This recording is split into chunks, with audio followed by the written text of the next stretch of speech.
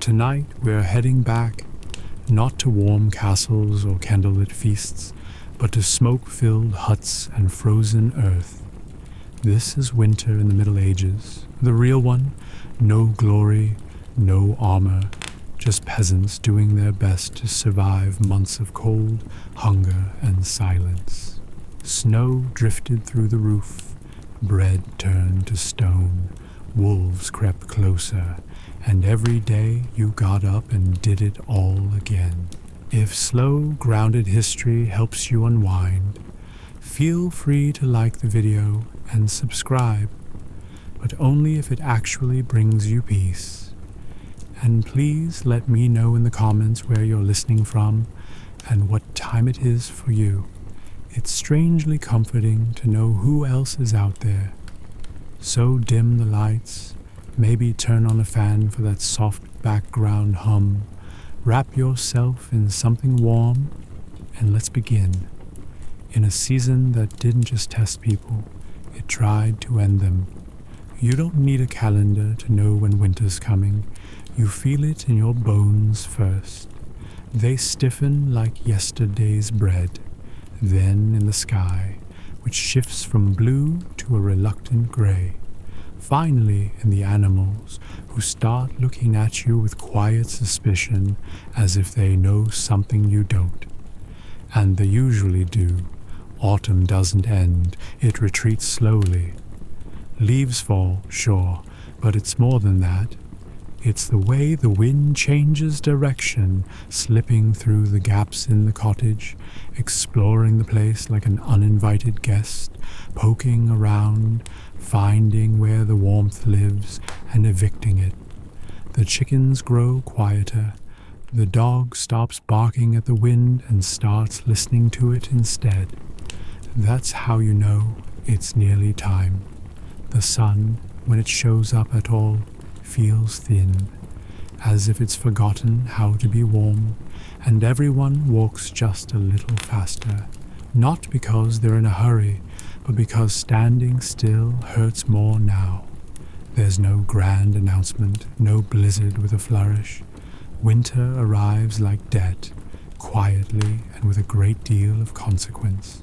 The first task is always denial.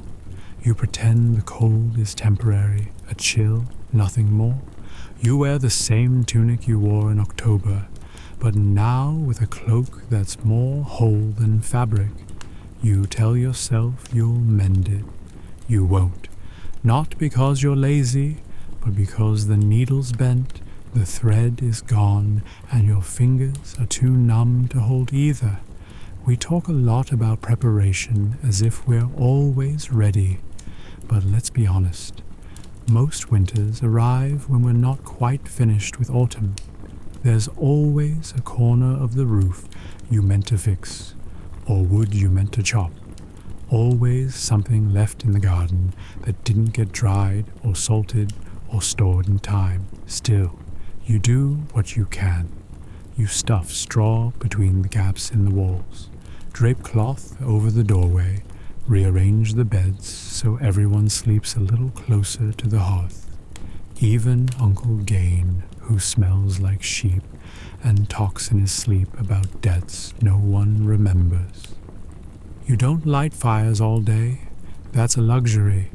Wood is for evenings for cooking and for the hour or so when everyone pretends to be cheerful. The rest of the time, you rely on movement, layering, and the heat of several reluctant siblings pressed together under one scratchy blanket. The animals sense it too. They linger longer near the shelter. The chickens huddle. The pigs go quiet, which is deeply unsettling. The cows grow more irritable, which is to say, they remain exactly the same. Outside, the ground turns to iron. The muddy paths from last week become treacherous, half-frozen ruts that twist ankles and swallow boots. Water in the bucket develops a skin of ice. You break it each morning with a ladle, then curse softly as the cold numbs your hands. And the sky, oh, the sky just hangs there, low and gray, expectant, like it's waiting for something. You squint at it, hoping to read a message in the clouds. There is none. But it does mean you won't see the sun again for weeks. In town, people walk faster, speak in shorter sentences, jokes dry up, no one's really in the mood, even church sermons get darker. The priest reminds you cold weather is God's way of encouraging humility. You wonder if God might try a slightly warmer lesson plan. And then, finally, one morning it happens. Snow. Not a blizzard, not yet. Just a dusting, like flowers spilled across the fields. But it changes everything. The thatch turns white, the trees stiffen, your breath comes out in little clouds. Every step outside sounds like you're stepping on old parchment. With that snow comes the realization you're locked in now. The earth has closed up shop for the season. No more digging, no more planting. Nothing will grow. What you've already stored is all you've got. And if you didn't store enough, well, you'll learn just how thin stew can really get. You begin to count things differently, not in days, but in bundles. How many bundles of firewood are left? How many sacks of grain? How many turnips? How many eggs? Not many, as the hens stop laying in the cold. They prefer to huddle near the fire, just like everyone else. You keep yourself busy, even if nothing feels productive. You mend clothes, scrape pans, stir ashes, hoping a warm coal is hiding underneath. If there's time, and there often is, you spin wool. It's not just for making cloth. It's for keeping your hands moving, your mind occupied. Too much quiet, and your thoughts start getting ideas. The animals aren't just company, they're cohabitants. The warmer ones are invited inside. Not all at once. There are boundaries after all, but enough to turn the house into a communal stew of smells, sounds, and shared body heat. You get used to waking up with a goat breathing on your neck. Well, maybe not used to it, but you stop fighting it.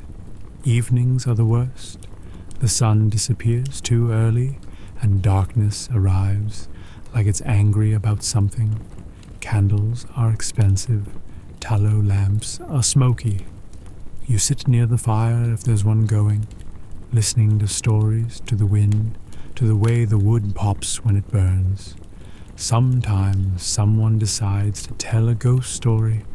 This always seems like a good idea, until you remember you have to walk across the freezing yard to use the privy afterward. You run. You try not to trip. You definitely don't look into the shadows. And yet, winter isn't all misery. There's a rhythm to it, a kind of bitter predictability. You know the chores. You know the limits. There's a strange camaraderie in knowing everyone else is miserable too. You learn to find comfort in small victories, warm feet for 5 minutes, a stew that tastes slightly less like despair, a day without wind cutting through the cracks in the wall. You celebrate quietly, because the moment you laugh too loud, someone will remind you we've only just begun. Historically, peasants didn't fare well in winter. The Little Ice Age, starting around the 14th century, brought harsher, longer winters across Europe. Rivers froze, crops failed. In some years, the Rhine froze solid for months, and markets were held right on the ice. Yes, people shopped on frozen rivers until the ice decided otherwise. In particularly bad years like 1315 to 1317, rain ruined crops for seasons. It wasn't just cold, it was famine. Up to 30 million people were affected, and when there's no food, people get imaginative. Cannibalism was whispered about, infanticide too, not dinner table conversation, but it was there. Then again, we didn't always have dinner. But that's the thing about winter. It's not just about enduring the cold. It's about enduring each other. A family of 6, 3 goats, 2 chickens, and a bucket of salted fish sharing 20 square feet of living space. That's a social experiment with no exit. You hear every cough, every complaint, every unfortunate digestive development. Privacy becomes a myth. Modesty goes out with the sunlight. You do your best not to argue, not out of patience, but because it stirs up the air and lets in more cold. So you settle in. You shrink your world down to a few feet around the fire. You learn the weight of every blanket, the creak of every board, the rhythm of the weather. Days shorten, nights lengthen, time starts to dissolve into a sort of frozen soup. You're not living exactly, you're enduring, and eventually you stop asking how long winter will last. You just wake up each day and survive that one. If you're lucky, the firewood holds out. If you're very lucky, the roof does too, because in a medieval winter, the cold doesn't knock. It lets itself in and stays a while. And tomorrow, it starts again. Winter doesn't just try to kill you with cold, it kills you with chores. And at the top of that frozen to-do list, wood, endless amounts of it. You don't just need a few logs for ambience, you need firewood like your life depends on it, because it does. Everything revolves around fire. It cooks your food, warms your bones, dries your socks, scares off rats, and makes a house only mostly uninhabitable without it. You're not a peasant, you're a popsicle with taxes, but fire doesn't magically appear. It takes wood, lots of it, cut, carried, chopped, stacked, and cursed out. Gathering firewood is the medieval equivalent of having a second full-time job. Except this one pays in back pain and frostbite. There's no chainsaw, no gas-powered anything. Just an axe that's been in the family so long you're not sure if it's a tool or an heirloom. The handle's cracked, the blade's blunt, but it's still better than using your hands, which, let's face it, you probably will anyway once the axe gets stuck in the 3rd log. You start in autumn, of course. Everyone says that. Start early. Except there's never enough time. The harvest runs late. Your neighbor borrowed your axe. You sprained your ankle trying to outrun an angry goose. So here you are in December, swinging steel at a tree like it insulted your mother, praying it falls in the right direction. Trees don't cooperate. They're heavy, unpredictable, and covered in snow. You cut one down, only to realize you still have to chop it, carry it, and stack it. Repeat 50 times. If you're lucky, your back just hurts. If not, the tree lands on you, and you become a cautionary tale. Once the wood is chopped, it needs to dry. That takes months, so you burn it wet, which means it smokes, hisses, and barely burns at all. Congratulations. You've just turned your home into a tepid, smoky nightmare. Hope you weren't planning to breathe properly this winter. The rich, of course, have options. They hire people. They send servants into the woods while they sip wine in front of roaring fires. You are the servant. Your firewood pile is mostly a pile of wet twigs, trying their best. Legally, you're not even allowed to gather wood in some places. Forests belong to lords. If you're caught collecting kindling on noble land, the punishment ranges from fines to beatings, sometimes being made an example of for picking up sticks. Yes, really, that's why many peasants turn to alternatives. Things like peat, dried animal dung, or bundles of brush. These technically burn in the same way that technically soup counts as a meal. Peat gives off heat, but also a smell like wet ashes and regret. Dung burns surprisingly well. But let's not pretend anyone's happy about it. Still, you use what you have. You gather dried cow patties with frozen hands and pretend you're not inhaling memories of last summer's pasture. The good news? It's free. The bad news? Your cottage now smells like a campfire held inside a barn. Stacking firewood is an art. Too tight and it molds. Too loose and it falls over, breaking your toe. So you build a neat pile against the wall of your house. Wrap it with whatever canvas you can steal from your cousin and hope it doesn't collapse under the snow. It will. And you never have enough. That's the golden rule. Doesn't matter how much wood you cut, it's never enough. By February, you're down to burn-in fence posts, old furniture, or anything that vaguely resembles timber. There's no sentimentality. If it catches fire, it's fuel. You dream of firewood. You count logs instead of sheep. You have actual arguments over who burned the good stick too early. You ration embers. You hoard coals like they're treasure. And if you manage to find a particularly dry branch under the snow, you bring it home like a war trophy. Sleeping in winter is a gamble. If the fire dies out, the temperature inside drops to hope you wrote a will. You tuck in close under layers of blankets, furs, and other humans. Not because you like them, but because survival beats personal space. In some homes, livestock sleep inside too, not out of kindness, but necessity.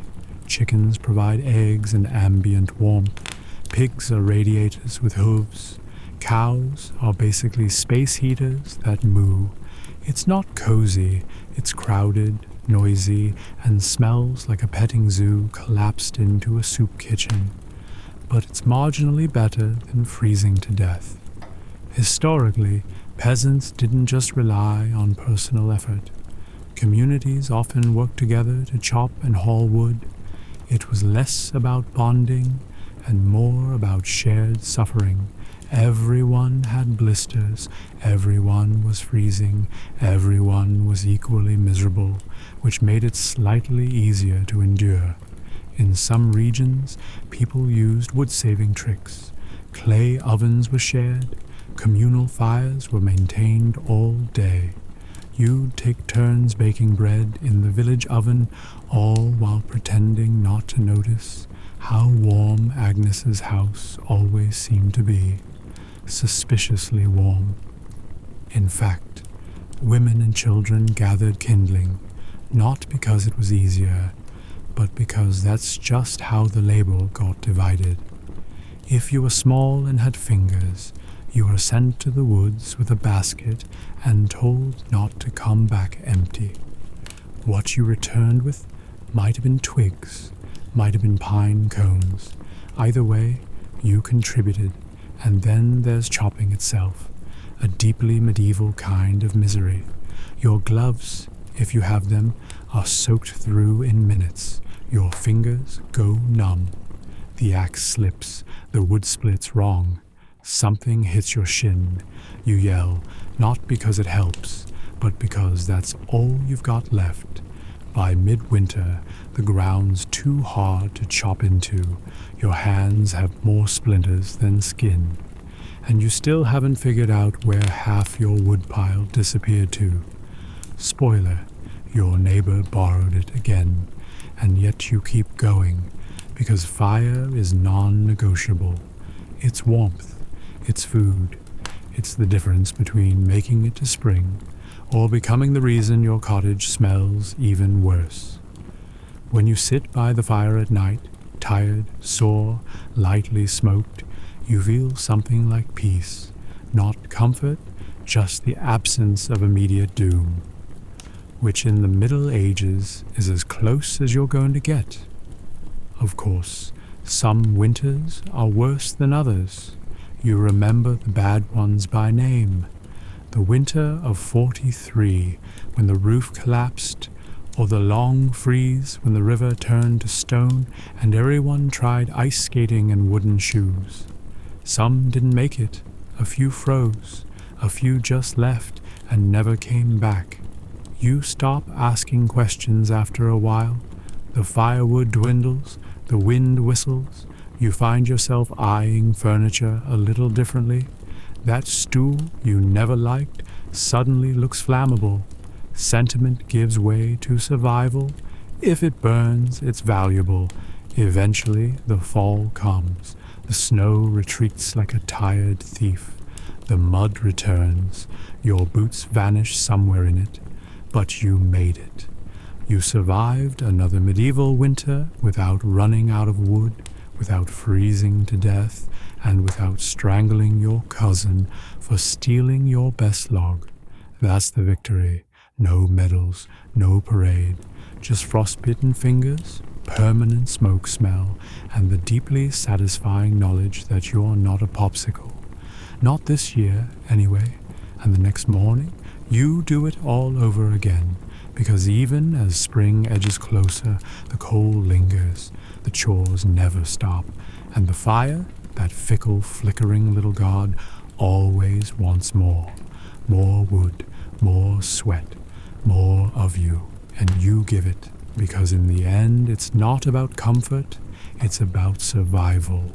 One splinter at a time, and tomorrow, same routine, chop, stack, burn, freeze, repeat. You don't beat winter, you survive it. And if you're lucky, next year's axe won't break before your spirit does. Because in the end, winter doesn't care how tired you are. The logs won't chop themselves, the fire won't feed itself, and warmth, that rare, fleeting thing, has to be earned every single day. You don't need a calendar to know it's winter. Your stomach tells you first, loudly, repeatedly. It's not hunger in the modern sense. That gentle rumble that reminds you to check the fridge. It's deeper, angrier, the kind of emptiness that makes you stare at bark and wonder, could I stew that? Food in a medieval winter is like firewood, always running out, never easy to get, and guaranteed to cause arguments. You don't plan meals, you ration them, you stretch them. You look at 3 shriveled turnips and call it a feast. You start with what you've stored. Grains mostly, barley, rye, oats, wheat. If you're rich or stealing from someone who is, you keep them in sacks, barrels, or anything that keeps out rats. Which is nothing. The rats always find a way. They're like furry tax collectors with teeth. Most of your meals revolve around pottage, the medieval mystery stew. It's not so much a recipe as a lifelong experiment. You throw in whatever's edible and hope it doesn't kill you. Root vegetables, dried beans, wilted greens, maybe a strip of dried pork if you've got royal connections or a generous neighbor. It simmers for days, sometimes weeks. New ingredients are just added to the pot. Old ones never quite leave. It tastes like boiled earth with a hint of onion and regret. You eat it anyway, every day, twice a day if you're lucky, not because you like it, but because it's there. And in winter, that's enough. Meat is rare. You don't have a freezer. You don't even have a cold cellar. Just a slightly less awful corner of the cottage. If you did slaughter something in the fall, a pig, a goat, your neighbor's least favorite chicken, you salt it, smoke it, dry it, and then hide it from everyone in the house, especially the kids. Kids will eat anything, including raw bacon and the string you tied it with. Sometimes you fish, if the river isn't frozen, if the ice isn't too thick, and if you haven't already burned your fishing rod for kindling. Ice fishing is a thing, just not a fun thing. You chip away at a hole in the ice while your toes slowly lose sensation. Then you sit, wait, and contemplate how life became a series of increasingly stupid decisions. If you're near the sea, you might dry some herring or smoke eel. It's nutritious, it's long-lasting, and it tastes exactly how it sounds. If you're not near water, you rely on whatever your neighbors didn't guard well enough. Bread is essential, but it's also a gamble. Made from whatever flour you've got, rye, barley, sometimes lentils, and often padded out with filler, sawdust, yes, ground acorns, maybe bark on a bad year. Bread isn't soft and fluffy. It's a blunt object, something between food and medieval defense weapon, and sometimes the bread fights back. In damp storage, rye can grow a fungus called ergot, a delightful little microbe that causes hallucinations, convulsions, and occasionally death. You don't know this. All you know is that the bread makes you see colors, scream at clouds, and possibly become a religious visionary or a witch, depending on who's watching. Dairy helps if you have animals that haven't frozen, wandered off, or been eaten. Milk spoils quickly, so you turn it into butter or cheese. The cheese is hard, salty, and vaguely threatening. Butter is a luxury. You keep it wrapped in cloth, hidden under your bed like it's gold, because in winter it basically is. Eggs? Not likely.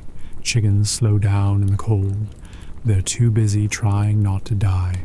You might get one a week, maybe two, if you speak nicely to the hens and threaten the rooster. That egg goes in the pottage, or you stare at it long enough to get full from imagination. Fresh fruits and vegetables? That's adorable. No apples, no greens, maybe a dried plum from last August if it didn't rot or become home to a worm. Most vitamin C comes from sour cabbage or fermented turnip, lovingly described as crunchy disappointment in vinegar. It keeps scurvy away, but also friends. Preservation is everything. You salt, smoke, pickle, and dry anything that once moved, grew, or was near something that did.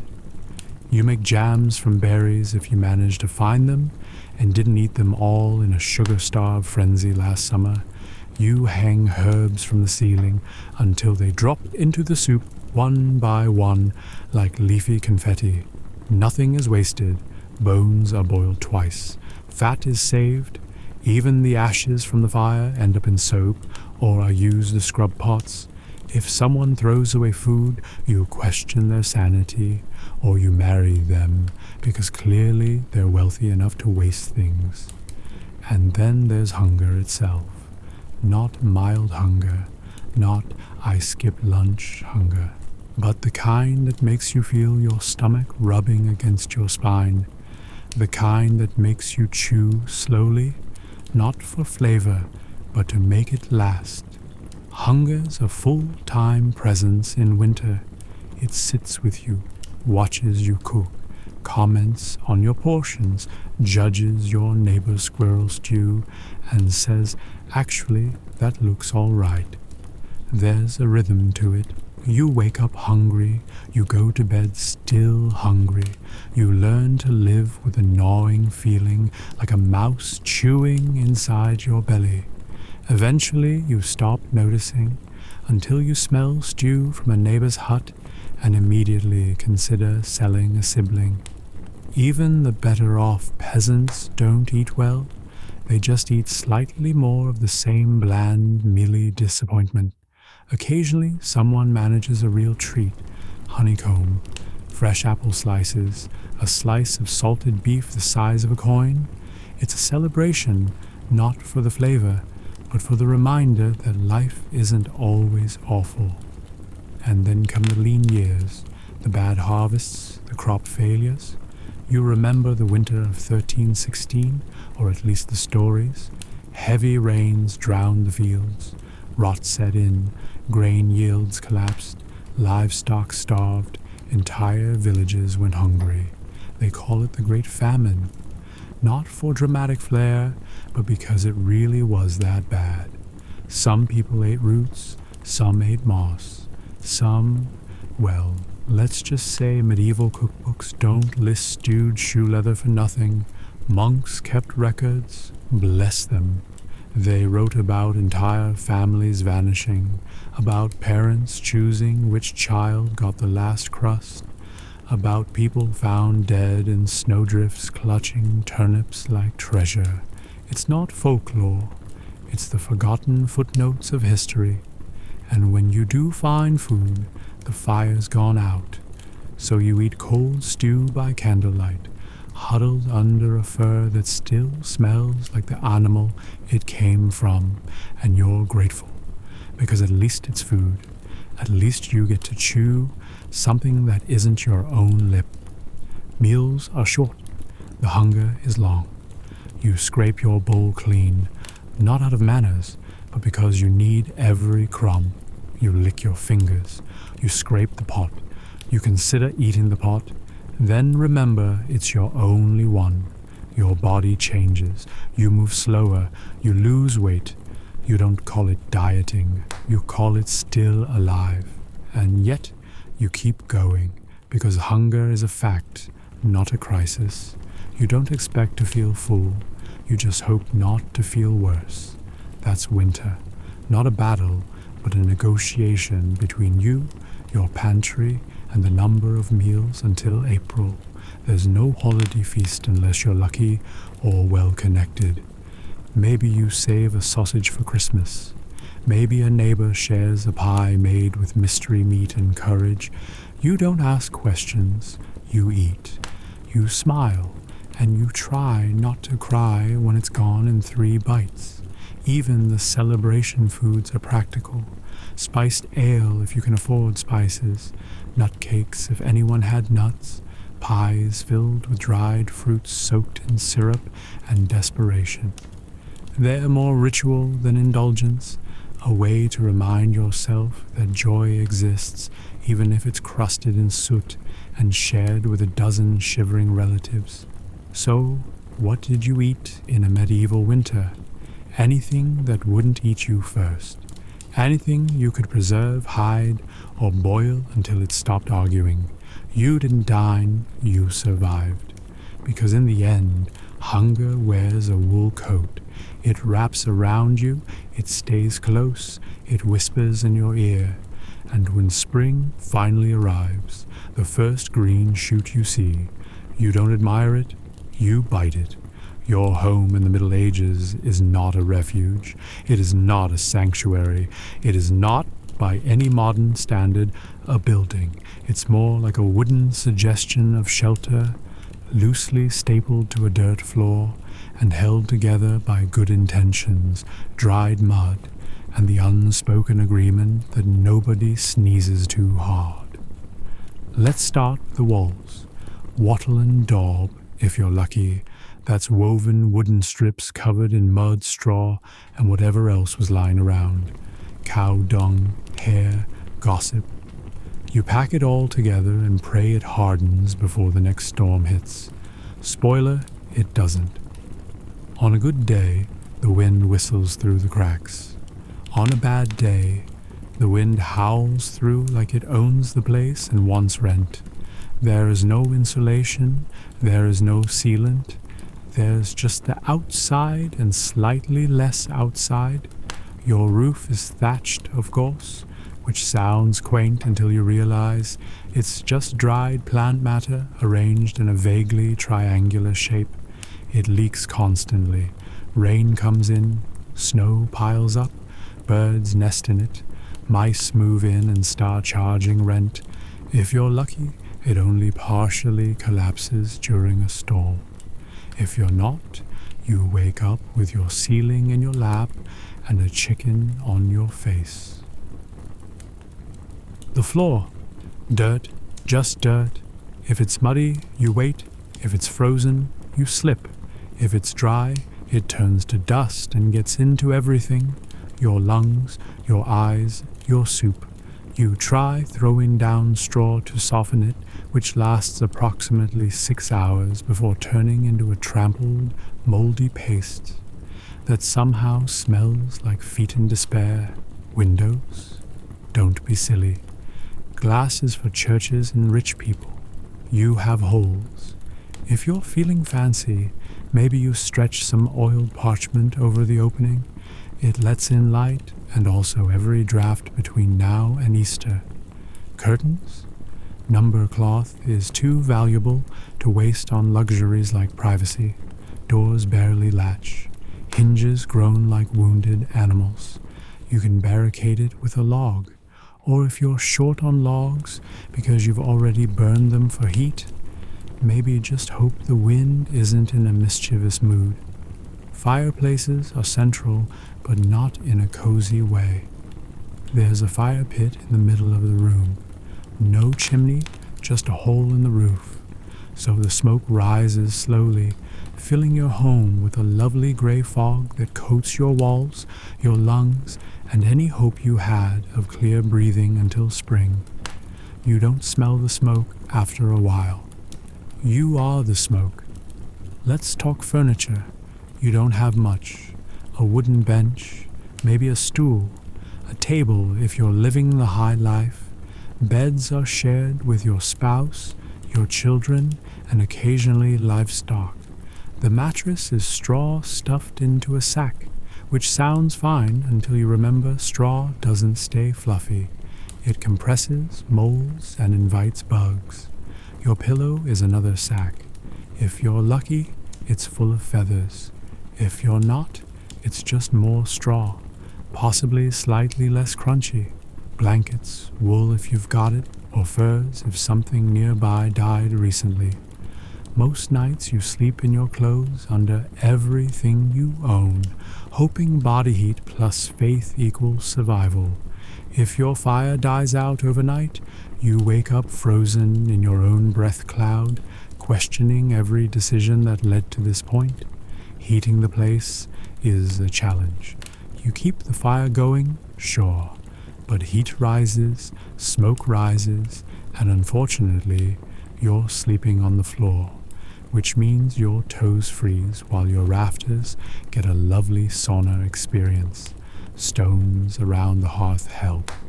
They absorb heat and release it slowly, but only if you have enough fuel to make them warm in the first place. You seal up cracks with moss, cloth, or mud. It doesn't work. The wind finds a way. It always finds a way. There are days when you swear the air inside is colder than the air outside. And you do something about it, but your fingers are too numb to untie your cloak. Lighting is another delight. You've got tallow candles which drip, sputter, and reek of beef fat, or rushlights, reed dipped in animal grease, which burn like someone tried to weaponize a salad. The smoke from these mingles with the half-smoke until the whole room is a low-hanging haze of medieval asthma triggers. And let's not forget the noise. Thin walls mean you hear everything: the wind, the livestock, your neighbor sneezing, your own stomach growling back at you like it's filing a complaint. Privacy? A myth? Solitude? Only if you walk into the forest and don't come back. Of course, it's not just people living here. Your cottage shares space with animals. Chickens nest in corners. A goat sleeps under the table. If you've got a cow, she lives in the lean-to attached to the wall, unless it's too cold, in which case she joins you in the main room. There is no such thing as indoor and outdoor. There is only not dead from the cold. This makes the house warmer slightly. It also makes it louder, messier, and smell like a barn that recently lost a bet. You sweep the floors, but the dirt just rearranges itself. The straw bedding smells like old milk. If a chicken decides to lay an egg next to your head in the middle of the night, You say thank you and try to fall back asleep before it poops on your blanket. Your roof also houses guests, birds, rats, insects. The thatch is thick enough for nesting, which means come spring you'll hear the pitter-patter of tiny feet above you at all hours. Sometimes they fall in. It's normal. You scream. The rat screams. Then you both pretend it never happened. Maintenance is constant. Door cracks. Rafters bend. Doors sag. The wind tears the roof. You fix what you can with what you have, which is string, hope, and a very dull knife. You can't afford nails. You wedge things into place. You hammer wood together using a rock and a prayer. If it's raining and the roof's leaking, you don't grab a bucket. You grab all the buckets. You position them around the house like you're trying to win a very sad game of splash chess. You learn which spots drip first. You name them. You curse them. You learn to sleep around them. It's not all doom. There are warm moments. The fire catches well. Someone shares a fur. A draft stops for no reason, and you convince yourself it's your craftsmanship. You huddle close with your family and pretend the smell is comforting. It's not, but it is familiar. Still, you endure it because this isn't just a pile of timber and bad smells. It's home. It's where you were born, where your children were born, and where someone probably died last week. You patch it, you sweep it, you whisper to it in winter like it's a sick relative. Just hold on a little longer. You don't compare it to a castle.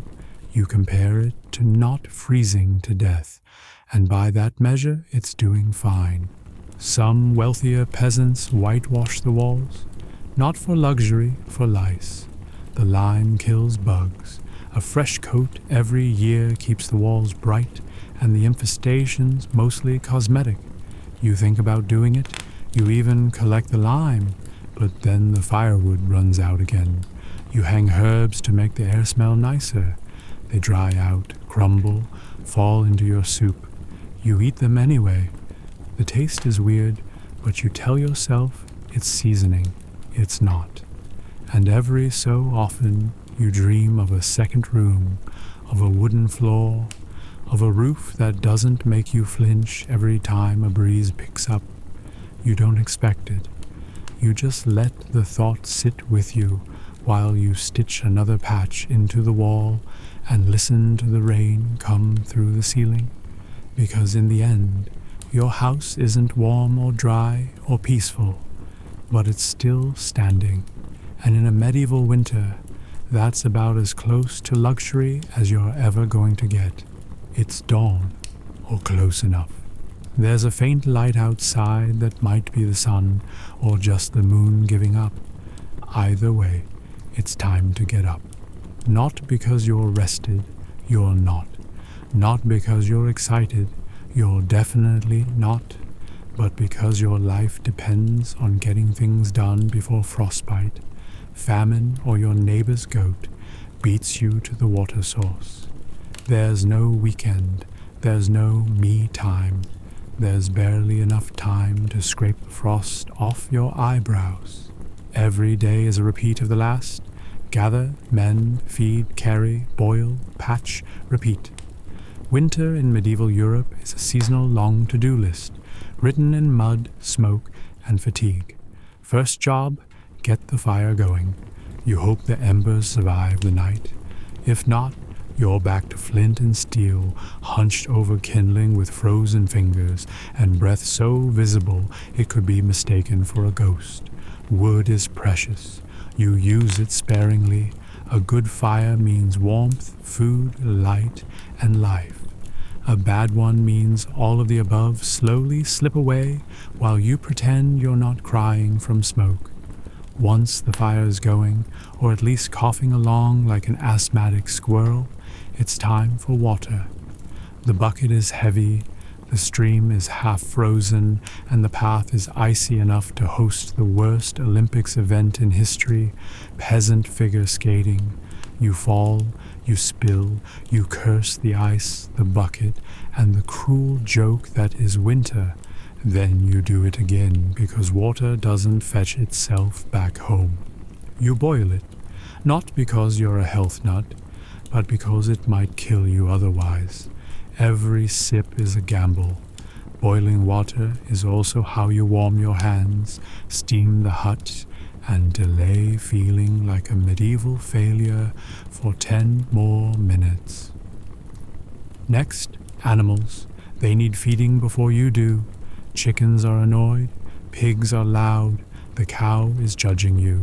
You scrape together old hay, kitchen scraps, and whatever hasn't frozen solid. You check the coop for eggs. There aren't any again. The rooster, however, has plenty of opinions. If it snowed overnight, you clear the path to the door, not because it's tidy, but because falling into a snowdrift while holding a bucket of pig slop is the kind of memory that sticks. You shovel with a flat plank, your hands wrapped in rags, and mutter things that will get you excommunicated if anyone heard. With the animals fed and your fingers halfway thawed, it's time for breakfast, if you can call it that. Yesterday's cottage reheated with today's regrets. Maybe some crusty bread, maybe not. If someone remembered to scrape the pot clean last night, you're scraping the scrapings. No one complains. Complaining takes energy. Then it's time for the real work. If you're a man, it's chores in the fields, forest, or forge. If you're a woman, it's everything else. Spinning wool, mending clothes, making food, cleaning soot, hauling water, stirring the pot, and somehow keeping 6 children alive while pretending your hands aren't frozen into claw shapes. Repairing the roof, that's your job. Fetching firewood, also your job. Making sure the goat doesn't freeze, escape, or explode, still your job. There are no task lists, just a rolling stream of crises that need solving before nightfall. Laundry is once a week and its own form of purgatory. You drag clothes to the river, break through the ice, and scrub with a mix of ash and lye until your knuckles bleed and your soul leaves your body. Rinse, freeze, repeat. Cooking is a game of improvisation and lowered expectations. You stir the same pot you used yesterday. You skim the surface for mold and add more water, maybe some herbs, maybe a pebble for texture. You serve it hot and call it soup. Afternoons are for fixing things. Tools, fences, relationships strained by arguments over who ate the last turnip. You sharpen blades with a whetstone that's older than your grandfather, who incidentally died falling off the same ladder you now use to patch the ceiling. Children help, in theory. Mostly they get underfoot, but even toddlers are handed tasks. Holding yarn, scaring crows, carrying small bundles of kindling. They work because they have to. Playtime is what happens when they finish early, and no one ever finishes early. Inside, the spinning wheel turns endlessly. Wool doesn't spin itself. Linen doesn't weave itself. Every thread in every tunic has passed through hands that ache. Gloves are a luxury. Calluses are standard issue. And if you drop a spindle and it rolls into the fire, you just stare for a moment and quietly consider walking into the flames after it. By late afternoon, it's already dim. The sun barely tries in winter, shadows stretch long. You rush to finish the day's tasks before the light fails. You patch walls with mud, rehang door hinges, fix a leaking roof with nothing but straw, a rock, and wildly misplaced optimism. Then you prep for the evening, stir the stew, stoke the fire, scrape the frost off the inside of your water bucket. You change into warmer clothes, which are the exact same clothes but with one more layer of sadness. Dinner arrives, such as it is, a bit of stew, some bread, a communal mug of weak ale or water that's been boiled 3 times just to make it less deadly. You sit near the hearth, not too close, sparks, not too far, frostbite. You eat fast. The warmth fades quickly afterward. There's no winding down. You're still spinning thread, mending socks, patching cloaks, scraping soot. Children sleep near the fire in a tangle of limbs and snoring. Adults stay up, not for leisure, but because the fire needs tending and tomorrow's firewood needs hauling. If you're lucky, there's a song. Someone sings softly while spinning or shelling peas. It's not joyful, but it is comfort, a reminder that life still exists outside the labor. Just barely. Night falls early. You lay down in the same clothes, under the same damp blanket, on the same straw mattress. You listen to the wind rattle the shutters. You hear the goat fart in its sleep. You hope the roof holds. You hope tomorrow is warmer, or at least not worse. You fall asleep mid-thought, not because you're calm, but because exhaustion is the only lullaby you can afford. Of course, this is just one day. Tomorrow, you do it all again. Every chore repeats. Every moment aches. There's no such thing as catching up, only falling behind. More slowly. Holidays are rare and misleading. A day off might mean attending church in the cold, standing for hours while a priest reminds you that suffering is good for the soul. Then you return home and catch up on the chores you couldn't do because of all that spiritual enrichment. The rhythm of winter life is monotony with stakes. You don't do chores to feel productive. You do them because not doing them means someone doesn't eat, doesn't warm up, doesn't make it through February. The margin for error is microscopic. A torn cloak, a lost hat, a broken tool, all potential disasters. Every task, no matter how small, hums with quiet urgency, and still you keep going because you must.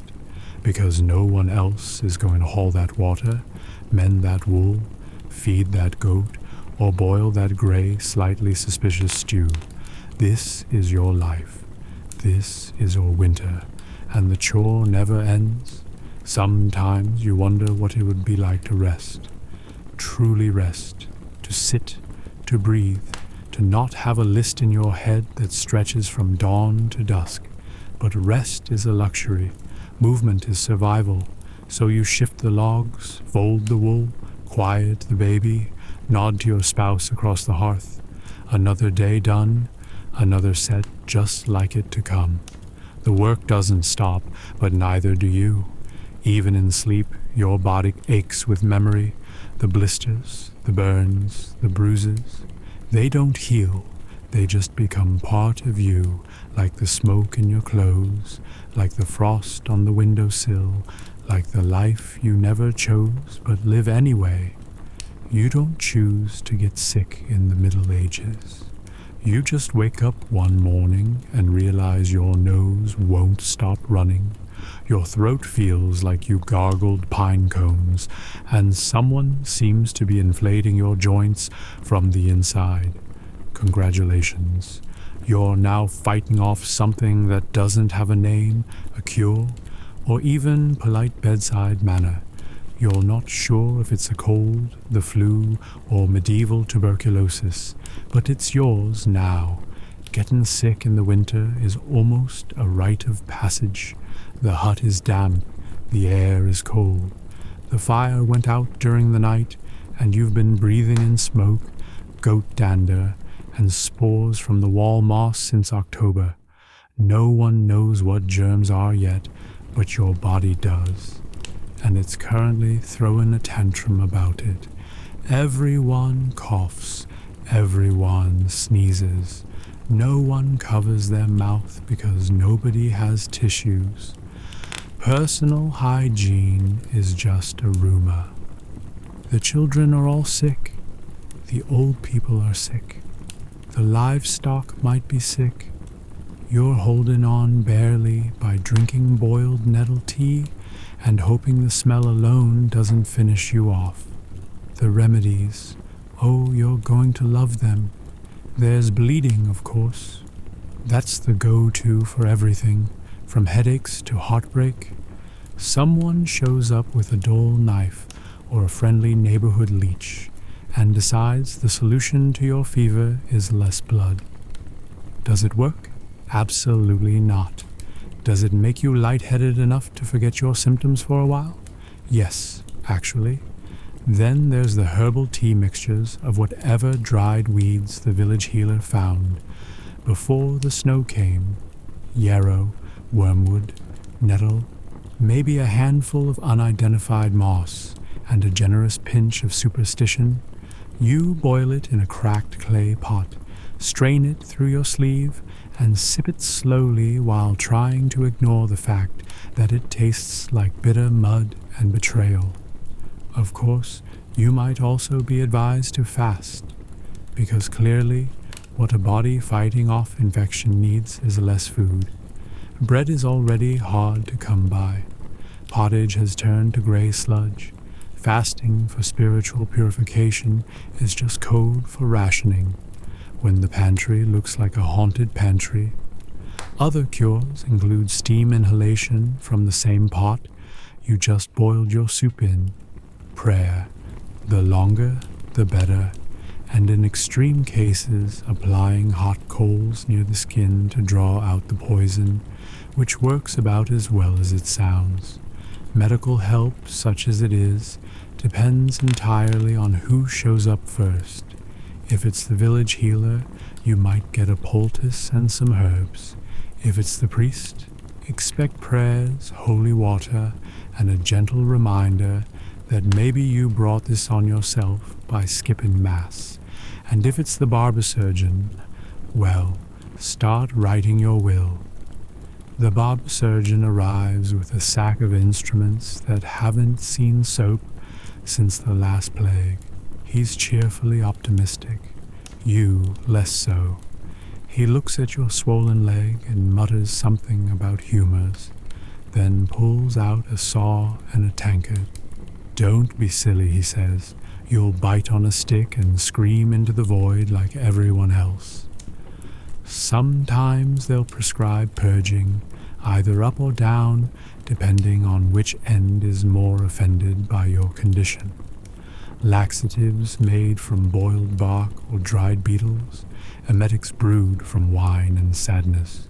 You're not just sick anymore, you're violently sick, aggressively sick, the kind of sick that leaves you questioning your commitment to staying alive. Still, some people do recover. You lie in your straw bed for days, sweating through wool, alternating between shivering and hallucinating. The fire is low, the hut is dark, the air smells like damp wool and whatever herbal nightmare you drank earlier, and somehow you pull through. But not everyone is so lucky.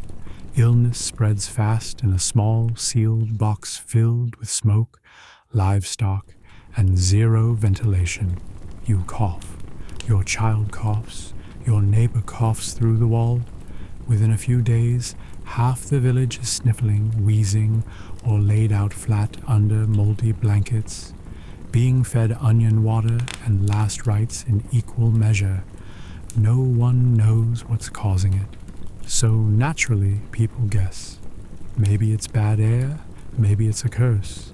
Maybe old Maud gave someone a funny look in church last week, and now the whole street's coughing blood.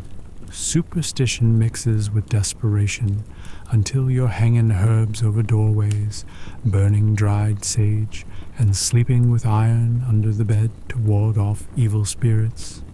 It doesn't work, but at least it smells nicer than the goat.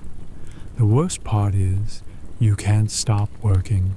You're sick, But the firewood still needs chopping, the cow still needs milking, your kids still expect dinner, even if it's just a steaming bowl of hope and nettles. Rest is a luxury reserved for corpses. So you stagger out of bed, wrap yourself in every piece of wool you own, and shuffle through the snow like a disgruntled ghost. And all the while the risk looms that this won't just be a cold, that it's the start of something darker, typhoid, pneumonia, the kind of thing that doesn't announce itself, just takes you quietly in the night. That's the real fear, not the pain, but the silence that follows.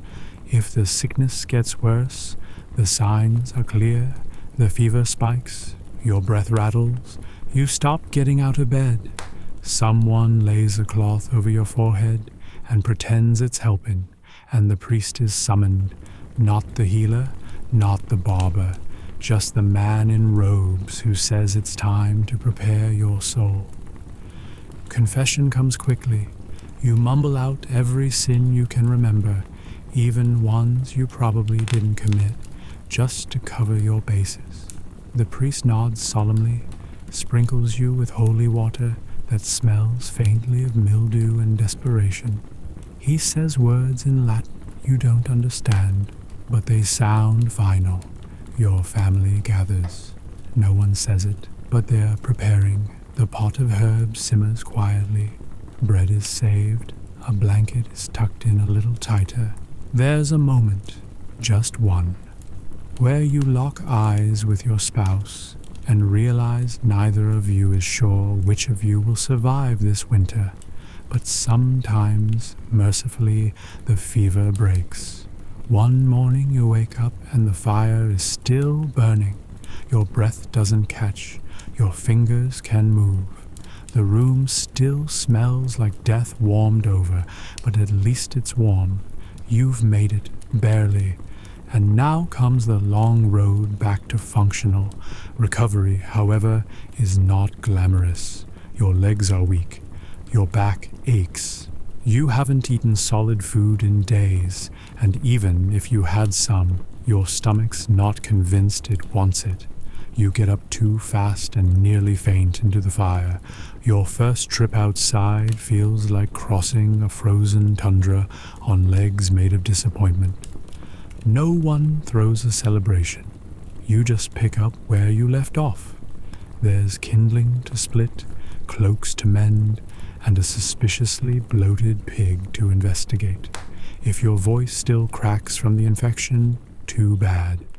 If you lost a few pounds, well, silver lining, less strain on your shoes. And just because you survived this one doesn't mean you're done. Illness never really leaves. It waits in the corner, in the wind, in the shared mug, or the unwashed cloth. You live in a world where health is a passing visitor, not a resident. Still, you carry on because there's no other option. You cough less. You breathe a little easier. You no longer see strange shapes in the corner of the room.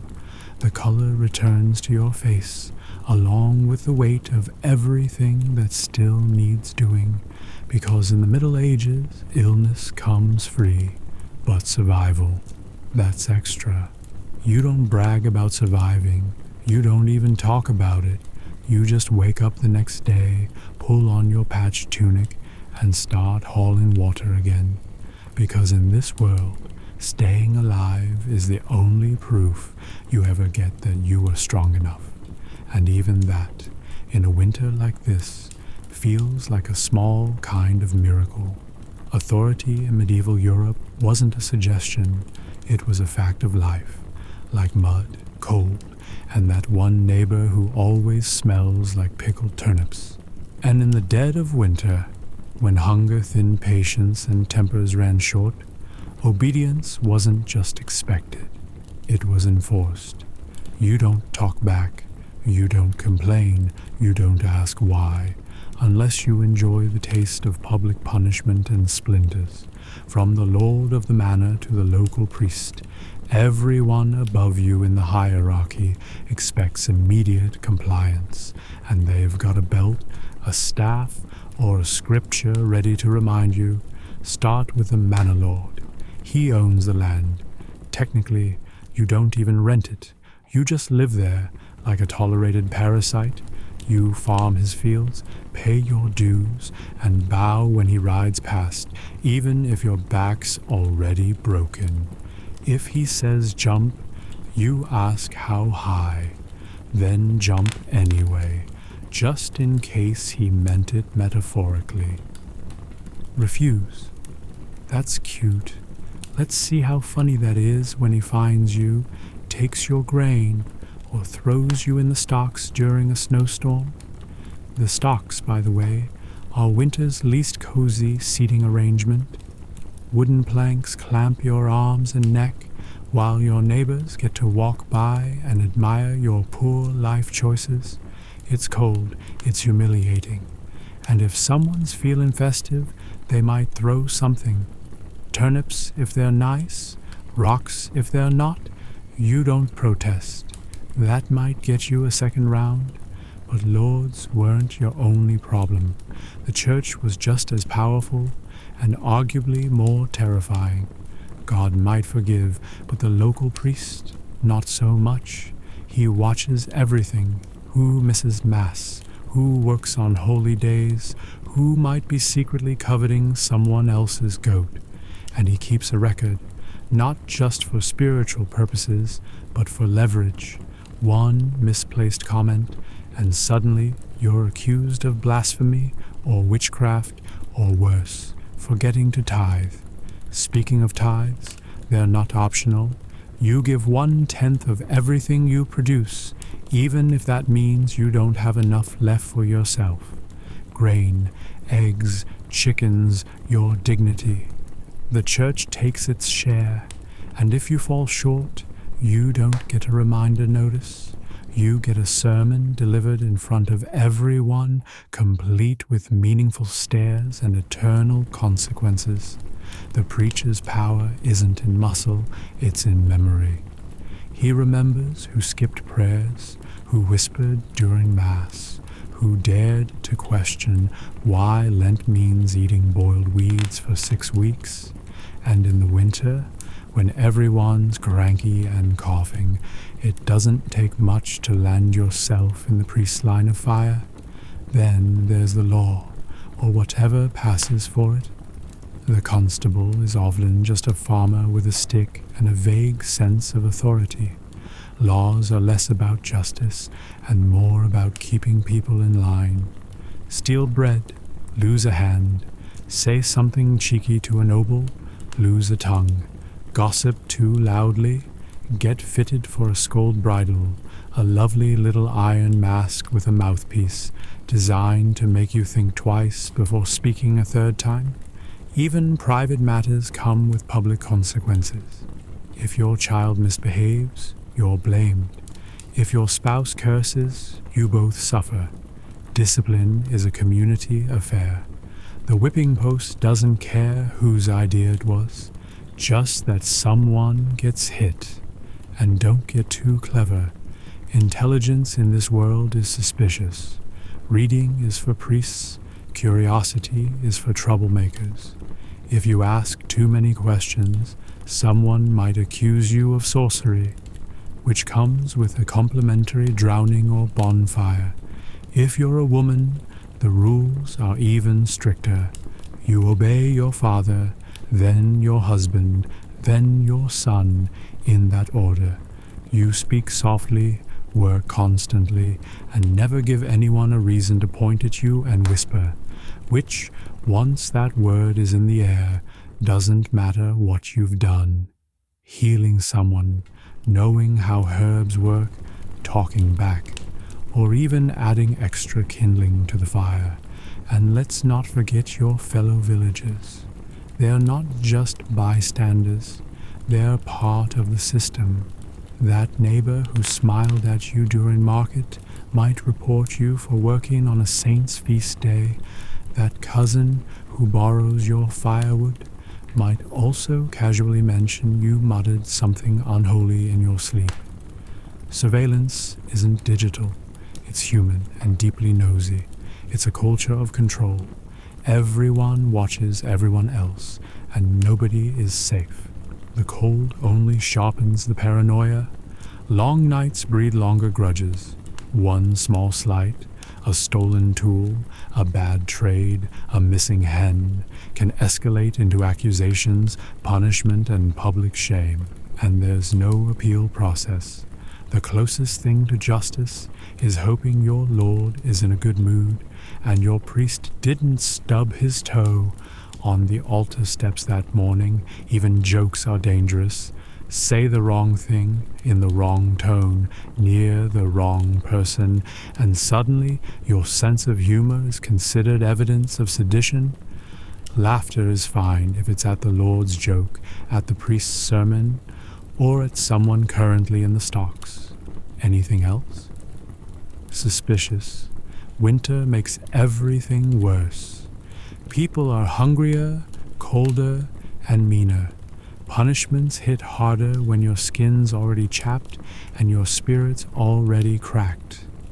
A slap in summer is an inconvenience. In winter, it's a deep sting that doesn't fade for days, and with no ointments, you're left to treat your bruises with snow and silence. There's no village meeting to discuss grievances.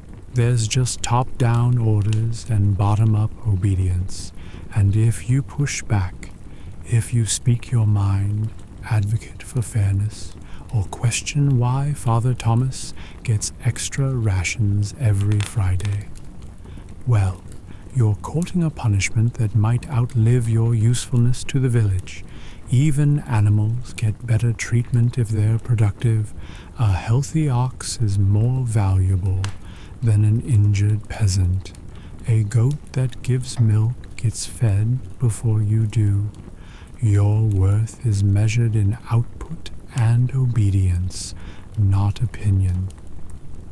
Stay in your place. Stay quiet. Stay useful. That's the unspoken motto, and winter only underlines it in frost. And yet people adapt. They learn to bow without bending too far. They master the art of polite silence. They say yes with their mouth and not today with their eyes. Obedience becomes a skill, part survival tactic, part social performance. Children learn early. They're taught not just how to work, but how to act, how to speak to the Lord, how to avoid the priest's gaze, how to sit still at Mass and not giggle when old Margaret snores during the homily. You don't teach them to dream big.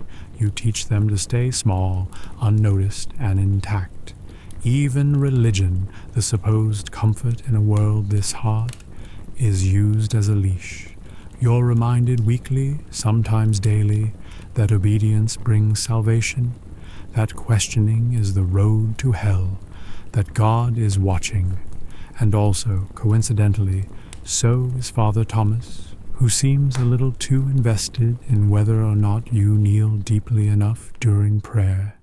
At night, the village is quiet. Not peaceful, just quiet. The kind of quiet that sits heavy. You listen to the fire crackle, the wind moan, and the occasional footsteps of someone trudging home from the tavern. You lie still, wrapped in woolen fear, and think about how obedience kept you alive today. Not happy, not free, but alive. Tomorrow, you'll wake up and obey again, not because you believe in the system, but because survival depends on it. The price of winter is submission, and everyone pays, whether they mean to or not. You don't question the cold. You don't question the rules. You just pull on your boots, bow your head, and keep moving. Because in the medieval winter, questioning authority isn't rebellious, it's dangerous, it's suicidal. Even your thoughts aren't entirely your own. You shape them carefully, keep them quiet, tuck them away behind your eyes, because in a world built on obedience, Even thinking freely feels like a dangerous luxury. So you obey, you endure, and you wait for spring. Because in winter, even rebellion freezes, and you've got enough to survive without adding heresy to the list. So you lower your eyes, seal your lips, and carry on like everyone else. You're not alone out here, and that's not meant in the comforting sense, the kind people say when offering a hug. It's the kind whispered by your inner voice when something howls in the woods and your door isn't quite shut right. Because in the medieval winter, you are surrounded by things that want your food, your warmth, and occasionally your face. Wolves are the obvious concern. By December, they're starving. By January, they're bold. They prowl the edges of the forest, closer now than in summer, nose lifted toward your chimney smoke. They smell meat. They smell fear. They smell you. And when you walk alone, maybe to fetch firewood, maybe to empty the slop bucket, they watch. Sometimes they follow. They rarely attack outright. But you've heard stories. Everyone has. Some say they wait until you slip, until your lantern goes out, until your boot catches the snowdrift, and you fall face first in silence. Then it's over. Fast, or not fast at all. But wolves aren't the only ones watching. There are smaller predators, quieter, sneakier, and often already inside. Rats don't care about the cold. They've made themselves at home, tucked behind sacks of barley, scurrying under your straw beds, nibbling anything remotely edible, and some things that aren't. You've heard them at night, the gnawing, the skittering, the occasional scream from someone discovering a rat had made a nest in the laundry pile. They eat grain, soap, leather. They chew through your shoes, your belts, the bindings of the only book in town. If it can be chewed, it will be. And when food runs low, truly low, rats become more than pests. They become a test of what you're willing to kill in the name of dinner. Cats help when you've got them, but a good mouser in winter is almost worth more than a child, and they know it. They lord over the cottage like tiny monarchs, demanding warmth and respect in exchange for thinning the vermin herd. If they don't feel like hunting, well, too bad. The rats resume their midnight buffet, and you wake up to something missing a corner. Then there are the dogs, not all of them friendly. Some are village strays, half-wild things with torn ears and ribs showing through their fur. Most were abandoned when food got tight. Now they roam in loose packs, sniffing at doors, chasing chickens, and occasionally cornering someone too slow to close the gate. You don't trust them. They don't trust you. They bark at ghosts and sometimes at nothing at all. But when they are hungry enough, barking turns into biting. Out in the woods, you've heard rumors of lynxes, rare but not impossible. A blur of fur and claws that disappears before you're even sure it was real. Mostly they avoid people, mostly. But if one showed up in the village, no one would be surprised, just unlucky. Bulls are worse, big, mean, and stupid. They don't hunt you, they charge you, especially if they're cornered or desperate. You've heard of men losing legs to a wild boar tusk, or lives in the leanest months. Some still try to hunt them for meat. Sometimes they come back with dinner, sometimes they don't come back at all. And just when you think the outside is bad, remember the inside isn't much safer. The cold drives more than rats indoors, spiders, beetles, centipedes, things that crawl and crunch underfoot, all come looking for warmth. You step on them barefoot at dawn and pretend not to scream. You sweep them into the hearth and watch them sizzle, then go back to stirring your soup like nothing happened. If you're storing food for winter, dried meat, apples, cheese, or salted fish, you guard it like treasure, not because you're greedy, because you're in competition with everything else that breathes. The mice are relentless. The mold creeps faster than your fingers can scrape. And the family dog, if you have one, has taken to staring at the larder door like it's made of dreams. Some families hang food from the rafters to keep it safe, which works until something climbs the wall and steals it anyway. You've found half-eaten sausages on the floor, tiny bite marks in your bread, and worse, droppings in the flour bin. You wipe them out, close the lid, and pretend it's still usable, because waste is luxury, and you can't afford either. Even birds get strange in the cold. Crows seem to follow you, perching on rooftops, watching from fence posts, silent and waiting. You tell yourself it's superstition, but then you see 3 of them on the same beam above your front door and wonder if they know something you don't. Winter sharpens everything. Sound carries further. Footsteps in snow echo louder. When you hear something outside, snapping branches, low growls, even the rhythmic crunch of approaching boots, your heart doesn't race. It locks up. Because sometimes it isn't an animal. Sometimes it's a person who's just as hungry as a wolf and twice as desperate. Bandits don't take the season off. They're colder, hungrier, and more reckless. If they think your family has food, they might try the door or break it down, which is why you sleep lightly, with a blade near the bed. Dull, rusted, but sharp enough to give you a fighting chance.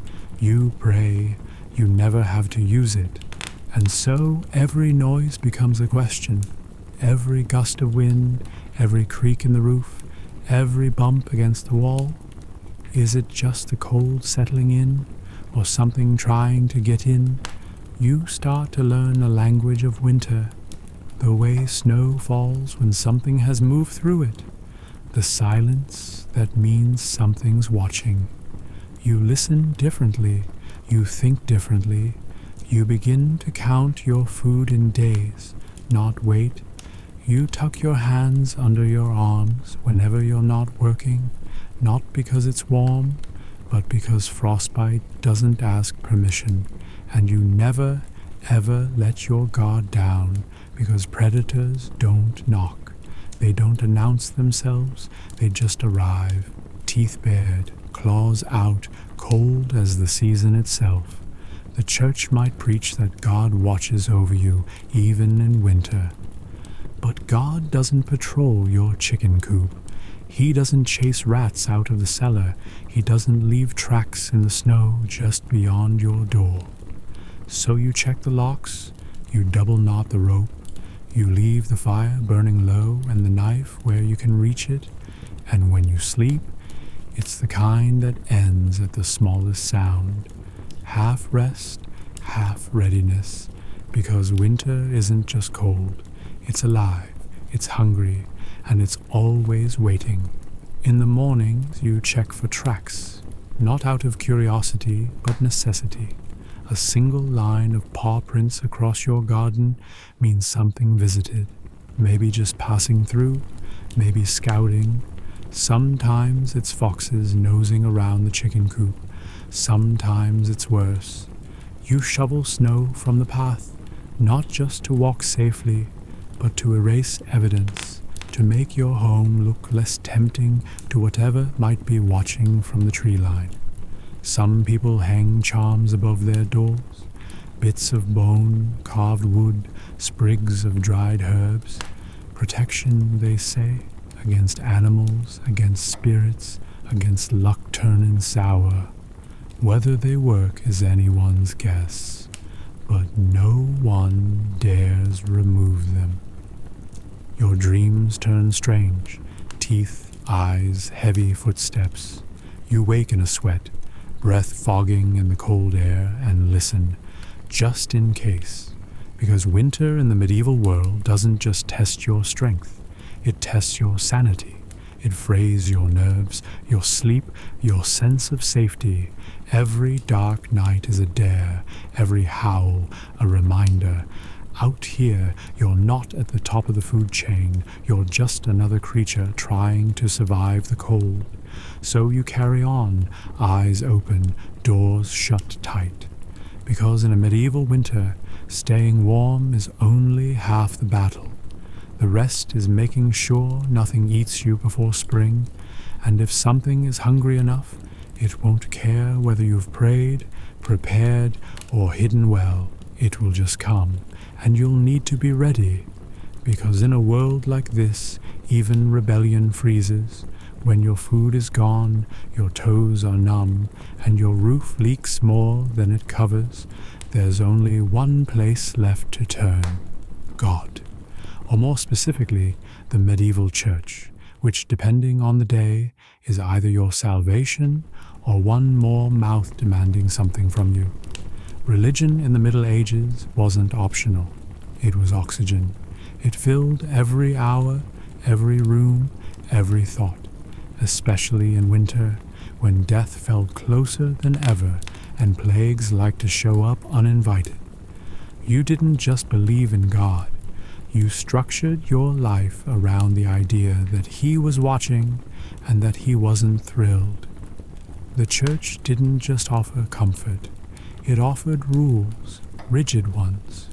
You attended Mass even if the church was colder than outside. You fasted on command. You confessed things you weren't entirely sure were sins. And if you didn't, the consequences weren't just spiritual. They were social.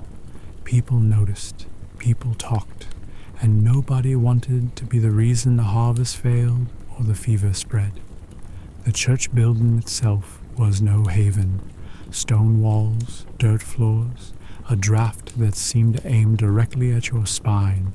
You'd huddle beside your neighbors, trying not to shiver loud enough to be accused of weakness, while the priest, layered in robes and spiritual authority, droned Latin. None of you understood, but you nodded anyway, because it wasn't about comprehension, it was about obedience. Mass didn't pause for weather. If the river froze over, you crossed it.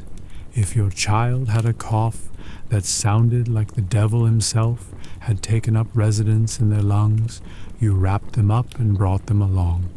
Missing Mass wasn't just frowned upon, it was noted. By the priest, by your neighbors, by that one old woman who never blinked and always sat in the front pew. And let's not forget tithing. 10% of everything you had or were supposed to have went to the church. Not 10% of your surplus, 10% of everything. Whether your family was living on turnip broth and stringy boiled oats didn't matter. The Lord still needed His cut. Apparently, heaven had expenses during winter.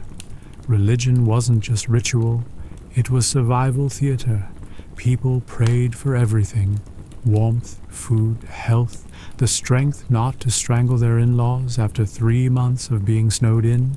Every problem had a saint: sick cow, Saint Eligius, frozen fingers, Saint Polycarp. Probably lost your axe in the river, Saint Anthony. Lost your mind trying to survive January, Saint Dimna, patron saint of those just barely holding it together. And then there were relics: bones, teeth, splinters of alleged crosses, handkerchiefs that once touched someone holy. These were housed in glass cases, silver boxes, or whatever could be fashioned out of melted down spoons. People would trudge through snow and slush for miles just to glimpse one, kiss it, and whisper a prayer. not because they fully understood the theology, but because they were out of options. Miracles, at least in theory, were always possible. You could be healed, your baby could recover, your pig might stop foaming at the mouth, and if none of that happened, well, perhaps it was your fault, for not believing hard enough, or for that unconfessed sin you were pretending didn't count because it happened in the dark. Confession was its own sort of winter ritual. You'd kneel in a wooden booth, knees frozen, voice low, whispering your sins to a man who already suspected what you were going to say. The priest didn't flinch. He had heard worse.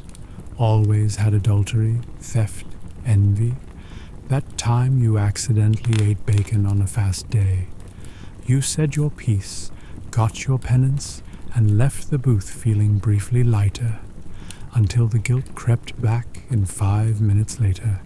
And then came fasting, Advent, Lent, Saint days, no meat, no eggs, sometimes no dairy in the middle of winter, when you already hadn't tasted meat in a month, and your last egg froze solid before you could crack it. You'd huddle over your sad little stew, made from whatever hadn't molded yet, and call it holy sacrifice. But you didn't dare question it. The church was everywhere. It owned land. It controlled calendars. It collected dues. And it told you explicitly that everything you endured in this life would be worth it if you followed the rules. And if you didn't, eternal fire, not metaphorical fire, actual burning, shrieking forever fire, that's what waited for you if you slipped up. The weather itself was a sermon, a sudden storm, God's warning, a stretch of mild days, God's mercy, a frozen crop, someone sinned, who unclear, but someone. This turned villages into moral pressure cookers. Neighbors watched neighbors, the widow who muttered too loudly during Mass, the man who skipped Vespers, the child who asked too many questions. Any of them could be the reason the goats froze. The line between spiritual and social punishment blurred quickly. Gossip spread like frost across a field. You would hear whispers. She doesn't kneel properly. I saw him work on the Sabbath. The next thing you knew, you were at the center of a prayer circle or an accusation. And while you were freezing your extremities off, trying to be a good person, the priest lived just a little warmer. Not wealthy by noble standards, but definitely better off than you. He had wine, actual wine, a private chamber, possibly a feather pillow, and he reminded you often that your suffering was part of God's plan, which was convenient for him, less so for you, but you still listened. Because what else was there? Hope, no matter how dim, was the product the church traded best in a world where your child could die from a cough, and your neighbor could vanish beneath a collapsing roof. Heaven offered a kind of cruel comfort. If this life was nothing but mud, hunger, and cold, then surely the next would be better. Golden streets, warm light, no frostbite, no rats. You held on to that vision, not because it made sense, but because it had to. Because otherwise you were just surviving for the sake of suffering, and that was too much for anyone to admit out loud. You'd carve little crosses into the beams above your bed, whisper rosaries in the dark, tie charms to your belts, saints for safety, saints for sleep, saints for not dying before morning. Every tiny ritual was rebellion against despair. You couldn't fix the cold, you couldn't fix the hunger, but maybe you could stay in God's good graces long enough to see spring, and that meant keeping the faith. Even if your knees bled from kneeling, even if your prayers went unanswered, even if deep down You weren't sure anyone was listening, and when someone did die, which in winter was often, it was the church that guided their body to rest, or tried to. The ground was frozen, graves had to be hacked open with picks, or left shallow and marked for later. The priest would mutter Latin over a frost-covered shroud, incense freezing mid-swing as the living buried the dead with red fingers and numb faces. Sometimes the body couldn't even be moved.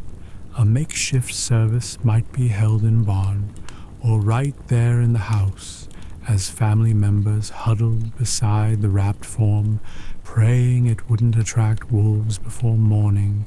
But the church had answers for that too. Death was a passage, a test. The cold couldn't follow you into heaven. The hunger would end. The pain was temporary, if you believed and if you obeyed. So even in the worst moments, kneeling in a church so cold your breath fogs the hymnal, confessing sins just to feel some control, praying to a saint you barely remember the name of, you kept going, because faith in the medieval winter wasn't just about salvation, it was about survival. And when the cold howled loudest, it wasn't the fire or the food that kept people going, it was the quiet hope that someone, somewhere, was listening. Because in a world ruled by frost and famine, belief was the last thing that couldn't be taken. There's a lie people like to believe about winter, that it ends in March, that spring arrives like clockwork just when it's needed most, flowers blooming, birds returning, the sun stretching its golden fingers across thawing fields. But in the Middle Ages, winter didn't care about calendars. It came when it wanted, left when it was finished, and sometimes it didn't leave at all. March could be just as cruel as January. Snow still fell. Ice still clung to the eaves like it had paid rent. The wind kept howling, and the sun stayed low, pale and deeply unhelpful. Mud replaced snow, but that didn't mean life got easier. It just meant your boots got heavier. Spring was a rumor. Hope was a dangerous luxury. By the time the snow finally melted, the damage had already been done. The ground thawed, yes, but the people didn't. What winter didn't freeze, it starved. What it didn't starve, it broke. Bones, tools, spirits. Some families came through it thinner. Some didn't come through at all. You'd walk into town in April and find doors still shut, chimneys still cold, no smoke, no footprints, just silence. That particular kind of stillness that means someone didn't make it. Maybe it was the old man whose cough never got better. Maybe it was the woman who gave her bread to her children until there wasn't enough left for herself. Maybe it was the child who got sick in February and just faded. Funerals were quiet affairs, if they happened at all. By late winter, the graveyard had filled faster than anyone expected. The earth was too hard to dig properly for most of the season, so bodies were sometimes wrapped and kept in barns or caves until the ground could be broken. You'd smell them before you saw them, and even if you survived, you didn't exactly celebrate. You didn't burst into song at the sight of a crocus. You stared at the dirt like it owed you something, like maybe if you waited long enough, it would give something back. Food, hope, a reason. Spring was not a joyful rebirth. It was a slow, muddy crawl out of the grave you nearly slipped into. You were alive, yes, but different. A little quieter, a little thinner. You laughed less. You trusted less. You had seen what hunger could do, what cold could steal, what desperation could turn people into. You didn't talk about it, not directly, but you saw it in each other, in the way people flinched at loud noises, hoarded crumbs, stared too long at piles of firewood as if counting them like coins. You could tell who had seen someone die. You could tell who had buried their own. And the hunger didn't end just because winter did. Your stores were empty, your livestock thin. Nothing had grown yet. It would be weeks, months even, before the fields fed you again. Until then, it was the waiting game. You boiled the same roots. You baked the same rock-hard bread. You hoped the rains came, and not another frost. And then there was the work. Winter didn't just starve you. It broke your tools, rotted your thatch, collapsed your sheds. Spring meant fixing everything, fences, roofs, wheels, muscles. You had to patch, plant, chop, haul. There were no breaks, just new tasks stacked on top of the old ones. You planted seeds with fingers still cracked from frost. You hoed soil while coughing up the tail end of a January illness.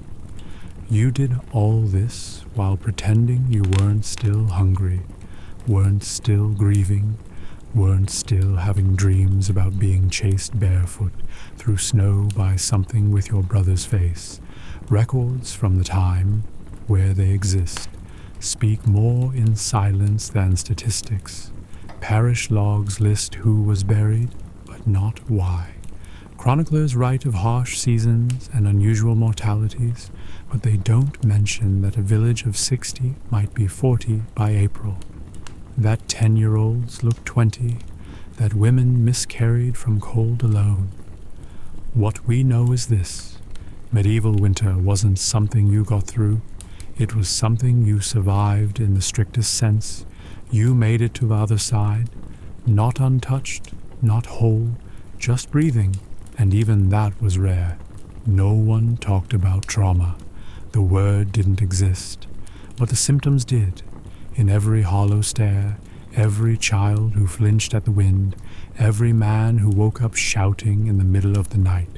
You were expected to move on, to rebuild, to be grateful, but some people didn't move on. Some stopped talking, some drank more, some prayed more, some just faded. They worked the fields without speaking, ate without tasting, looked through their families like strangers. These were the survivors too. The church offered language for some of it, divine testing, trials, purification through suffering. But even that started to feel thin when your baby didn't wake up, or your mother was buried with a Thor God's will. Only goes so far before it starts sounding like a shrug. But still, you kept going because there wasn't another option. You fed the chickens, you mended the door, you taught your surviving child how to tell if the flour had gone sour. Life resumed, not because it got better, but because no one told it to stop. And eventually, one day in late May, something green would appear. Not much, just a sprout, a weed probably, but still, it was enough to stop and look at, enough to feel briefly like the world might soften again. Spring didn't erase anything, it just buried it under fresh chores and thinner shadows. The losses stayed, the silence remained. You remembered every name that didn't make it, and when the thaw revealed things lost in snow, a boot, a rusted knife, a child's doll, you picked them up gently and didn't say a word. You'd hear laughter again, eventually. Quiet, careful laughter around a new fire, beside a pot of something marginally more edible. It wouldn't last long, but it was something. A child might chase a chicken through the yard. Someone might play a tune on a battered flute. The smell of wet earth and budding grass replaced the stink of mildew and death. Not joy, not yet, but motion. and that was the best you could ask for. You didn't expect happiness, just less pain. You learned to plant early, to store better, to brace harder. But you also knew deep in your bones that next winter could be worse. It was always just a matter of when. And so you lived with scars, with stories, with a cautious kind of hope. You didn't talk about the worst of it, because what was the point? Everyone had their own version. Everyone had frozen fingers, buried kin, or nights they weren't sure they'd wake from. You walked past the churchyard and didn't look too long. You saw the new growth and felt the old grief. And when someone asked how your winter was, you just nodded, said, "We made it," because that was all anyone ever said. The truth was longer, messier, colder. It lived in the corners of the room, in the way you wrapped your cloak tighter even in the sun, in the way you counted your food twice, in the way you listened for wolves even in spring. Survival wasn't triumph. It was just endurance. But in the Middle Ages, that was enough. So you wiped your hands, fed the fire, planted the next seed, and waited for the cold to come again. Because in a time when nothing was promised, not warmth, not food, not tomorrow, making it through winter was the closest thing peasants had to a miracle. And for most, there were no songs, no records, no legacies, just another spring and the quiet proof that they were still here, because survival didn't make you a hero. It just meant you were still standing when the snow finally gave up, and that, in the medieval winter, was the only victory that mattered. One more breath, one more season, endure. Hey, you still awake? You've made it all the way to the end. That's pretty special.